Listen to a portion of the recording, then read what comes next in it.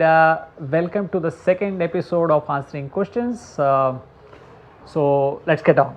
So the first question is from Sandeep Patwardhan, and he wants to know if there is any course which teaches how to repair and service electric vehicles. Okay. To be honest, we've been working a little bit. There is a colleague of ours in Pune by the name of Puneet Hegde, and we are in the process of brainstorming about how we can kind of get this thing. It will be a course geared towards people who may not have too much of experience with vehicle repair. So we will start with basics, and hopefully maybe the next 2-3 months you should see this. In the meantime, if you need to know something more, you can get in touch with us and we will give you the contact details of Puneet Hegde. Okay, so next question is from Pranav G.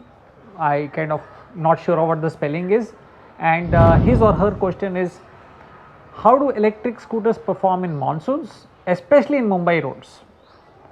And I would probably, Pranav, if that is the name, I think the performance is quite adequate. In fact, you can see that there are 2 electric vehicles standing outside our location right now, and we are in the middle of some good rains in Pune as I speak to you. So the vehicles have been drenched and they have been standing in the rain for the last 2 hours. So and it has been raining for 2 hours, unlike Bombay, Pune does not see so much of rains. So I think the issue is not really rains, Pranav, it's more floods, right? And but in flooding today, not only do you have problems with electric scooters, you also have problems with petrol scooters, because there is so much electronics that is happening that the chances of water ingress happening during floods is very high for electronics, and the damages when you have something which goes wrong in electronics tends to be quite heavy. So again, coming back to electric scooters, most models on the market definitely have IP67 ratings for their motors, which means that if your motor goes underwater, it typically should not be a problem. As far as batteries, quite a few of them do have IP67 ratings, which means you can put those batteries underwater for about 10-15 minutes, should not be a problem. But if you put them in for a longer time, then you can be in trouble. So I would say that by and large you should not see too many problems that are happening, right? But please do not expect a James Bond kind of performance where your electric scooter can go underwater and you can have a scuba diving suit, and all that is not really going to work out, at least for the time being.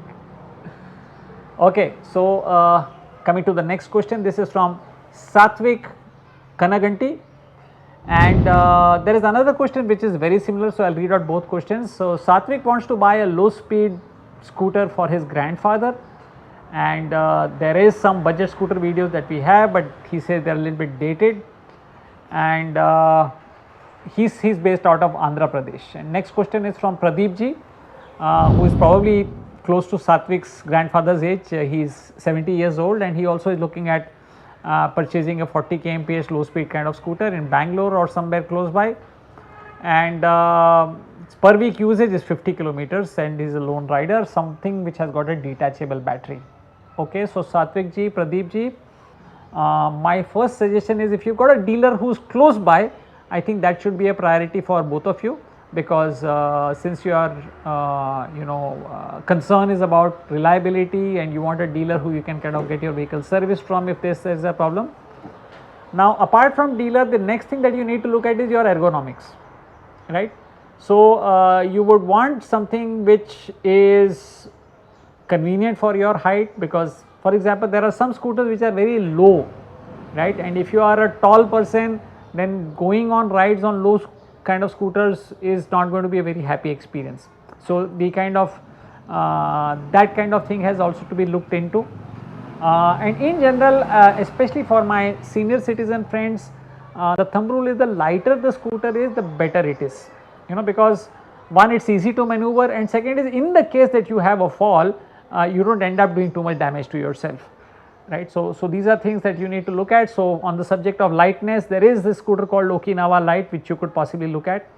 One of my favorites has been the battery company Battery, based out of Jaipur, but I believe that they are transiting to high speed models. Their dealers may have some stock of low speed models, but please note that you may not get service for these models at a later point of time.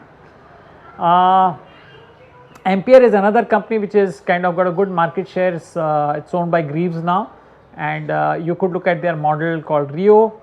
And of course, my personal favorite will be E-Trans, not the E-Trans Neo which Pure EV has, but the old E-Trans, which is a very light scooter with a very light battery, and that would be the one which I would strongly recommend to you. Next question is from Shiva Prasad Padhi, and what's the life of a battery in electric scooter in terms of years, and he wants to know for the E-Trans Neo especially, and after the battery gets dead, do you really have to change it? So Shiva, I think first is, we need to understand a little bit of chemistry for this, that a battery typically is designed in a way that it can complete a certain number of charge and discharge cycles, right. So this number of charge discharge cycles vary depending on the chemistry. So you typically have two chemistries which are very popular nowadays with electric scooters. The first is the NMC, which is the nickel manganese cobalt chemistry, and the second is the LFP, which is the lithium iron phosphate. Both are lithium batteries. LFP has got a slightly better performance in terms of life, in terms of number of charge discharge cycles, close to 1000. NMC would be about 500, 700 thereabouts. So of course NMC has an advantage that the batteries tend to be lighter, so for the same kilometer range the NMC battery will be lighter. Having said that, although most vehicles today are coming in with 3-year warranties, the fine print in the warranty is still not very clear.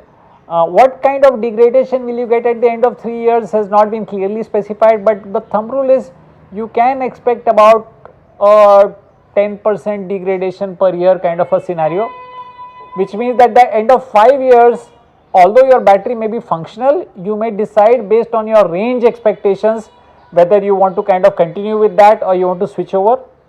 Now here is the interesting part, we expect that batteries will have a certain salvage value even after they are kind of ready to be exchanged for a new battery, and this is simply because people who are going off grid solar would want to purchase these batteries. For them weight is not such an issue, they can make do with a little bit less of storage capacity for the same weight, and possibly you might be able to have the EV ecosystem which will include people who are kind of giving a second life to batteries. So there may be some, so the good news is there may be some salvage value. Okay, next question, Adam Augustine, what happens if our scooters break down on the road? Can local mechanics get you back onto the road or will you be stranded? So Adam, I am assuming that you still not purchased an electric scooter, so let me kind of try to address it from the point of view of someone who's been more comfortable with repairing scooters which are petrol scooters. So the first thing that we need to understand is that these scooters generally tend to break down a bit less compared to petrol scooters, simply because they've got fewer moving parts. Now typically most of the breakdowns that happen are generally because of loose connections. There is something which is connector kind of which is becoming loose, or sometimes you could have a wire which is kind of getting detached, some kind of a thing. So these are things which a reasonably competent electrician kind of a mechanic should be able to solve, right. Of course they need to understand a little bit of sensors, they need to understand a little bit of harness repair kind of a thing. There is one problem, practical problem, which people have faced in the past, that companies which they have purchased their electric vehicles from, the electric scooters from particularly, have kind of gone belly up. So they are no longer in existence. So the good news is, Adam, that most parts in electric vehicles are interchangeable. So you can end up putting in another company's battery or another company's motor for your vehicle in case these things do create problems for you. So that usually is not so easy. You cannot take an Access engine and put it into an Activa, but you could take a hub motor from say Hero and put it in say an Ampere vehicle. Yeah, of course, assuming that the voltage is the same, right? So this is something which is a kind of a relief factor for people who are kind of looking at, you know, buying, will this company last or not. So even if it does not, correct, we hope it does, right, but even if it does not, it's not really all that an issue which is kind of should give you sleepless nights. Adam, again, the first point of contact for any service issue always has to be the dealer that you purchased your vehicle from, right, and only if that kind of does not work out that you need to reach out to other people.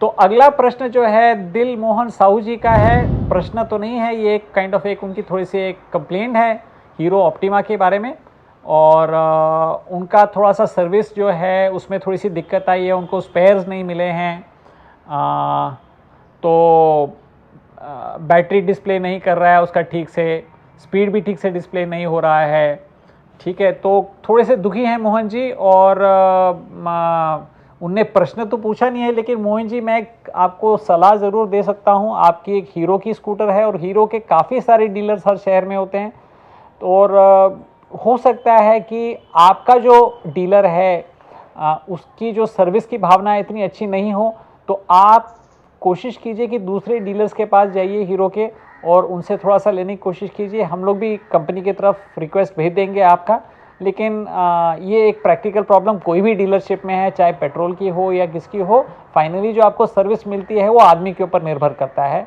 ठीक है। अगर आदमी की सेवा भावना है तो आपको service अच्छी मिलेगी, लेकिन जो लोग सिर्फ धंधा करने के लिए बैठे हैं उनका शायद ज़्यादा फ्यूचर है नहीं इस इंडस्ट्री में, तो आपको थोड़ा सा एक क्या बोलते हैं कष्ट करना पड़ेगा इसके लिए, लेकिन आई एम श्योर कि आपको कहीं ना कहीं मदद मिल जाएगी, क्योंकि ऑप्टिमा है गाड़ी काफ़ी ठीक ठाक है, थोड़े बहुत अगर आपके इश्यूज़ हैं तो होपफुली डीलर चेंज करके वो सॉल्व हो जाने चाहिए।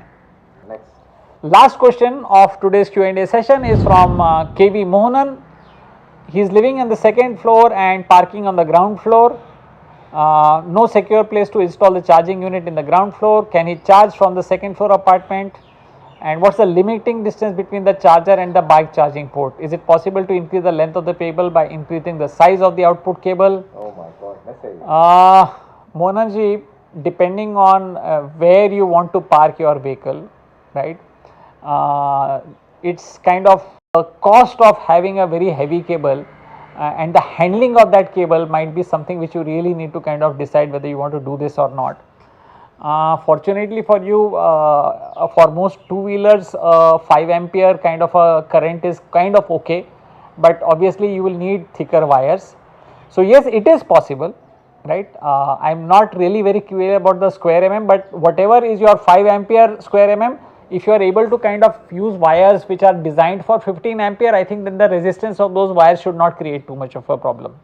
And I am assuming that there is an upper limit because there will be a potential drop based on the length of the wire. I would still suggest that you look at installing your charger on the ground floor. Maybe you could look at your own parking, your electricity meter and pull out wires from there. That's what I have done in my apartment.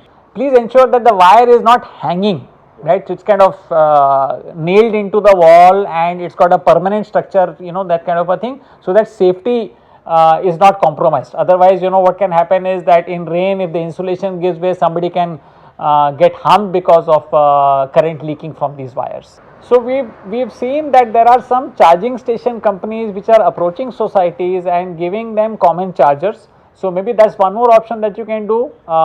Get in touch with some of these people, get a green signal from your society about this particular thing, and then the advantage is that everybody can charge from the same charger, right? So in terms of cost effectiveness, it works out a little bit better. Okay, so that's it for today, right? Look forward to seeing you next month with more questions and more answers.